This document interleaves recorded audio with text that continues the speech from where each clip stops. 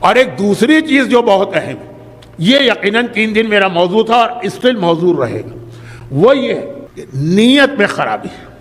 شیطان کا ایک بہت بڑا ٹول اور ہتھیار یہ ہے کہ پہلے تو آپ کو نیکی کے کام سے روکے گا، آپ نہیں روکیں گے اور نہیں روک رہے ہیں تو پھر وہ یہ کرے گا کہ نیت میں خرابی پیدا کرے گا، جس کو ہماری دینی زبان میں شرک اصغر کہا گیا ہے۔ وہ بھی ایک چھوٹا شرک بہت بڑا گناہ، لیکن شرک کی جو دوسری کیٹیگری ہے چھوٹا شرک، اور وہ یہ ہے کہ انسان کام کرے اچھا، بہت اچھا، لیکن نیت جو ہے وہ خالصتاً اللہ کے لیے نہ ہو۔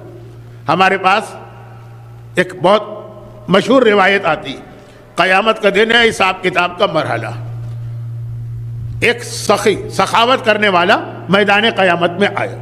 اسلام میں one of the best quality انسان کی ہے کہ وہ سخاوت کرے، مال سے اتنی محبت نہ ہو کہ چمڑی جائے دمڑی نہ جائے، سخاوت۔ روایتوں میں ہے نا کہ سخاوت کرنے والا تو کافر بھی ہوگا تو اسے دنیا میں بھی اللہ برکتیں دے گا۔ جتنے بھی سخی لوگ ہوں گے، چاہے وہ مشرک ہو، چاہے کافر ہو، چاہے ایتھسٹ ہو، انسانوں کے لیے مال خرچ کرنا اس کے فائدے ہیں، دنیا میں بھی ملتے ہیں، آخرت میں بھی ملتے ہیں۔ پیغمبر کے پاس کسی عرب کا کوئی ڈیلیگیشن آیا، اس میں ایک آدمی بہت بدتمیز تھا، بڑھ بڑھ کے باتیں کر رہا تھا، اس انداز سے کہ پیغمبر کے چہرے پہ ذرا ناگواری کے آثار ہوئے، لیکن فوراً پیغمبر کے چہرے پہ مسکراہٹ آئی۔ پیغمبر اس کی بدتمیزی کے باوجود اسی اپنے اخلاق کے مطابق بات کر رہے ہیں۔ یا رسول اللہ، یہ چینج کیا ہوا؟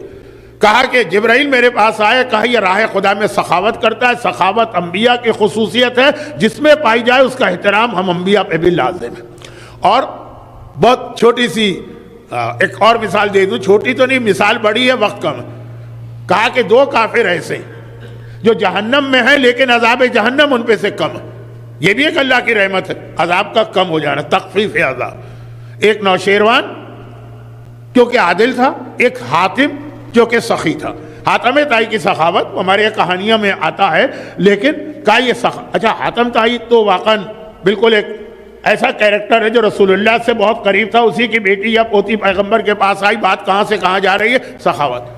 قیامت کا دن سخی آیا اور اسے یہ پتہ چل گیا کہ سخاوت کا تو بڑا اجر ملتا ہے، یہ کوئی کافر سخی نہیں آیا، مومن۔ نامہ اعمال کھولا گیا، اس کی سخاوت یہ کہ یہاں دیا، وہاں دیا، اس غریب کی مدد، اس بیوہ کی مدد، اس یتیم کا خیال، اس سینٹر میں مدد، اس میں مدد۔ حکم ہوا خدا کا، فرشتوں لے جا کے اس کو جہنم میں ڈال دو۔ گھبرا گیا وہ۔ میدان قیامت میں اللہ کا پورا جلال اور ہیبت و شان تو ہوگی، لیکن ہر گناہگار کو آرگومنٹ کا پورا موقع دیا جائے گا۔ تبھی تو انسان اتنا اس دن اس میں حوصلہ اور ہمت آ جائے گی کہ نامہ اعمال کو ٹھکرا دے گا، فرشتوں نے غلط لکھا، اس کے ہاتھ پاؤں بولے گی۔ روایتوں میں بھی ہے، قرآن کی آیتوں میں بھی ہے، آقا حسین کی دعائیں عرفات میں بھی ہے، بہت تفصیل سے کہ خدا بندہ میں انکار کروں تو کیسے انکار کروں، میرا ہاتھ میرے خلاف بول رہا ہے، میری آنکھ میرے خلاف بول رہی۔ خیر، تو بات یہ تھی کہ اتنا قیامت کا ہولناک دن ہے، لیکن حساب کتاب کے مرحلے میں اتنی ہمت پیدا ہوگی مومن۔ سخی نے کہا کہ خدا بندہ یہ اتنی ساری جو میں نے نیکیاں کی ہیں، کہا یہ نیکیاں تو نے میرے لیے نہیں کی تھی، تو نے اس لیے کی تھی کہ تاکہ دنیا میں تیری شہرت ہو، لوگ کہیں دیکھا فلاں کو کیسا یہ راہ خدا میں دل کھول کے خرچ کرتا، تعریفیں ہوں، تیرا دل خوش ہو جائے۔ یہ وقت قیل، یہ سب تیرے بارے میں کہا جا چکا ہے، تو اب مجھ سے لینے کیا آ رہا ہے، سیدھا جہنم۔ مجاہد راہ خدا آیا جو جنگ میدان جہاد میں جا کے اپنی جان دے کے شہید ہوا، نامہ اعمال کھلا، کہا جہنم۔ خدا بندہ میں نے تیرے راستے میں جہاد کیا ہے، مجاہد کا شہید کے خون کا پہلا قطرہ زمین پہ گرتا سارے گناہ معاف ہو جاتے ہیں۔ کہا تو نے میری خاطر جہاد نہیں کیا تھا، تو نے اس لیے جہاد کیا تھا کہ لوگ تعریف کریں کیسا بہادر ہے، کیسا دین کا بچانے والا ہے، پاپولر ہونے کے لیے۔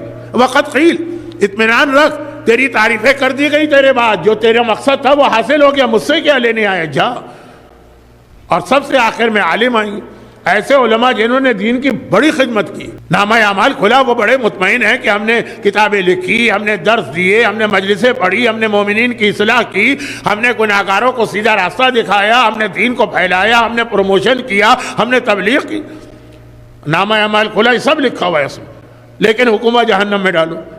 خدا بندہ یہ اتنی ساری جو ہماری خدمات ہے، کہا تو نے ہمارے لیے نہیں کی تھی، صرف اس لیے کی تھی کہ پاپولر ہو، لوگ کہے کتنا مشہور عالم ہے، کتنا بڑا عالم ہے، کتنی خدمت کر رہا ہے، 24 گھنٹے لگا رہتا ہے. قد قیل، معصوم کا جملہ ہے کہ خدا نے جواب دیا تیرے بارے میں یہ سب کہا گیا، تجھے مل گیا، جس مقصد کے لیے تو نے نیکی کی سیدھا جہنم میں جا. اچھا یہ والی جو روایت ہے نا، اس میں 3 ہی گناہگاروں کا ذکر ہے، لیکن آج کے دور میں بہت اہم ہے. آج یہ جو سوشل میڈیا ہے نا، سبسکرائب کریں اور گروپ میں شامل ہوں اور فلاں اس کو آگے بڑھائیے اور شیئر کریں اور کتنے ویورز ہیں اور کتنے لائک کرنے والے ہیں، یہ یہی چیز ہے. یعنی ہماری نیتوں کا، اب میں بہت سلینگ لفظ استعمال کر رہا ہوں، ستیہ ناش کیا جا رہا. یہ ایسا چسکا لگ جاتا ہے لوگوں کو. باقی باتیں تو چھوڑے، میں نے ایسے شریف گھرانے کی ایسی شریف بچیوں کو ٹک ٹاک کے اوپر اتنے بےہودہ انداز میں دیکھا، یہ دیکھنا ہی حرام ہے. اور گھرانہ بڑا شریف ہے اور بچی عام زندگی میں بھی بڑی شریف ہے، بس کیمرے کے سامنے جا کے پتہ نہیں کیا ہو جاتا ہے، وہی لائک اور شیئر اور پتہ نہیں یہ ساری چیزیں مجھے نہیں پتہ.